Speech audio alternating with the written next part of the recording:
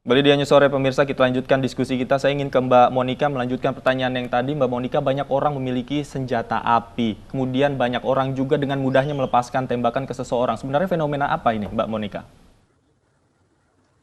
Iya baik, Mas Davi, kalau kita lihat bahwa kasus yang terjadi tempo hari itu di wilayah Taman Sari, di mana penembakan terhadap seorang korban pemuda ya, yang dilakukan oleh pelaku ada beberapa orang, itu merupakan fenomena kalau kita bilang ini adalah bentuk kejahatan kekerasan di jalanan gitu ya. Nah pada dasarnya memang fenomena ini secara umum banyak terjadi dalam realitas sosial di mana pada dasarnya kalau kita lihat mengkaji dari hasil sementara yang bisa kita dapatkan data bahwa pelaku bersama dengan beberapa orang rekan-rekannya itu sedang melakukan kegiatan yang sifatnya merayakan ulang tahun salah satu temannya dengan berpesta miras gitu ya. Nah, jadi pada dasarnya gejala sosial ini merupakan fenomena yang saya rasa sudah banyak terjadi. Hanya saja gitu ya bentuk penggunaan atau minum-minuman keras yang berada di pinggir jalan ini di ruang publik ini itu merupakan bentuk dari pelanggaran terhadap ketertiban dan keamanan masyarakat. Mbak Monica, benarkah kalau kemudian ada anggapan pemilik senjata api cenderung memiliki perilaku arogansi? Oke baik, kalau terkait dengan kepemilikan senjata api seperti yang disampaikan oleh Pak Kapolsek Metro Taman Sari tadi ini masih dalam pengkajian ya, masih dalam penyelidikan pihak kepolisian. Nah, lantas kita tidak bisa langsung menyamaratakan atau mengeneralisir setiap individu yang mempunyai senjata api lantas bersifat agresif gitu ya Mbak Stefania. Nah, tetapi terkadang kita harus lihat dulu bagaimana nanti hasil penyelidikan kepolisian, apakah pelaku punya izin ya, mengantongi izin untuk memiliki senjata api.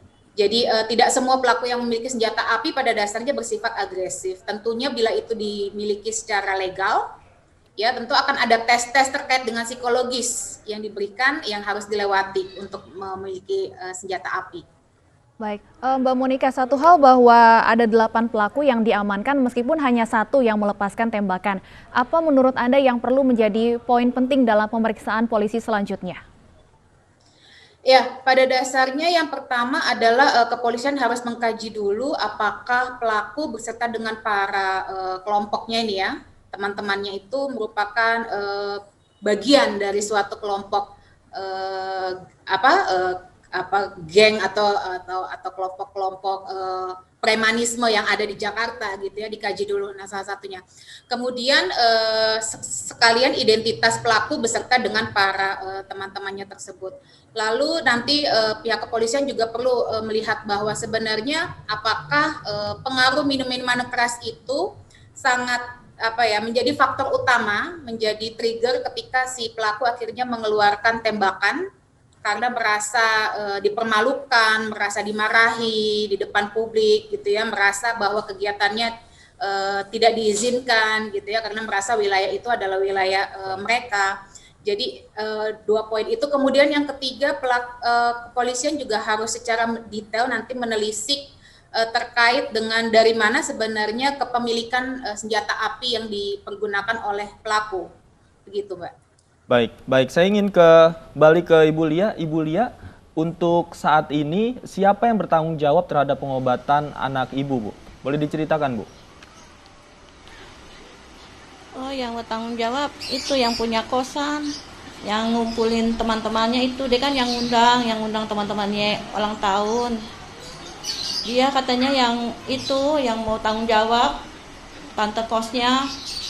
Ya saya bilang, ya saya mah yang penting tanggung jawab deh buat anak saya di rumah sakit, ya operasi. Ini aja operasi yang ke-1 belum, baru tangannya doang gimana. Anak saya udah kesakitan.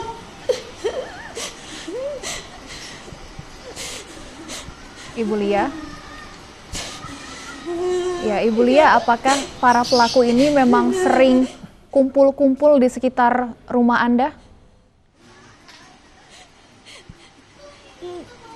Saya kurang tahu, soalnya kan lokasinya jauh dari saya. Nggak deket, dia deket masjid situ kosannya. Saya nggak tahu soal itu, saya nggak tahu. Kalau disampaikan anak ibu menegur para pelaku ini, apakah memang ini merupakan karakter dari anak Anda, Bu Lia?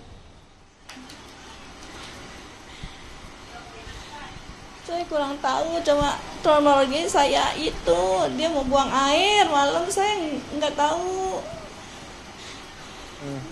Kalau dari Dia ngeliat rame-rame di depan, terus dia masuk ke depan. baik, Ibu Lia, kalau dari informasi warga yang mengantar anak ibu pulang semalam atau waktu itu, apakah diceritakan tempat kosan ini situasinya seperti apa? Sering terjadi kumpul-kumpul di sana atau seperti banyak yang nongkrong di sana? Ibu dapat informasi itu tidak? Iya, saya itu ada yang ngomong katanya itu apa namanya suka kumpul di situ katanya gitu. Tapi saya orang soal itu saya nggak tahu. Soalnya kejadiannya saya juga nggak tahu. Saya di rumah. Kata warga juga begitu, bilangnya kumpul gitu di situ katanya. Sering suka ulang tahun gitu katanya. Tapi saya nggak tahu. Saya kan jauh rumahnya dari kosannya. Baik, terakhir saya ingin kembali ke Pak Kapolsek. Pak Iver, apa kemudian pasal yang akan dikenakan kepada para pelaku? Mbak Stefani, walaupun proses penyidikan yang kami lakukan belum sampai pada titik maksimal, namun untuk persangkaan, ya, dugaan pasal yang dilanggar oleh pelaku, baik yang melakukan penembakan terhadap korban, juga pelaku yang lain yang terlibat dalam penggunaan senjata tajam secara tanpa hak dan secara tidak sah, kami mempersangkakan pasal gabungan dan juga ada beberapa pasal kumulatif dan alternatif. Yang pasal primer kami terapkan pasal 338, itu pembunuhan, percobaan pembunuhan, ya. Kenapa percobaan? Karena kami melihat titik perkenaan tembakan ini mengarah kepada bagian tubuh yang dapat menghilangkan nyawa orang lain. Kemudian kami alternatifkan juga ke pasal 351, penganiayaan yang dapat mengakibatkan luka, baik luka berat maupun bentuk luka yang lain. Kemudian kami juga kumulatifkan dengan persangkaan pasal 1 dan juga pasal 2 Undang-Undang Darurat. Baik. 1951, karena ada kepemilikan, penguasaan senjata api dan juga penguasaan senjata tajam secara tanpa hak atau secara tidak sah, dengan ancaman maksimal 20 tahun penjara. Dan untuk persangkaan undang-undang darurat terkait penggunaan senjata api itu 20 tahun maksimal, dan kemudian untuk senjata tajam maksimal 10 tahun. Baik, ancaman hukuman 20 tahun penjara, tapi Mbak Monika, satu hal lagi yang ingin saya tanyakan juga, para pelaku ini disebutkan dalam pengaruh minuman keras. Ini kerap kali kita temui, para pelaku di bawah pengaruh minuman keras. Apakah kemudian memang hukum kita belum cukup tegas mengatur terkait dengan perilaku dari pemilik senjata api? Iya, pada dasarnya kalau untuk peraturan mengenai kepemilikan senjata api di sini sebenarnya negara kita sudah cukup mengeluarkan formalitas, ya Mbak ya. Artinya aturan yang betul-betul sah diberlakukan pada masyarakat sipil pun gitu ya, untuk penggunaan senjata api. Nah, nanti makanya ini menjadi tugas kepolisian nanti, khususnya di bawah pimpinan Pak Kapolsek Metro Taman Sari, bagaimana nanti hasil penyidikan itu akan mendapatkan data bahwa apakah si pelaku ternyata mempunyai izin atau tidak gitu tadi.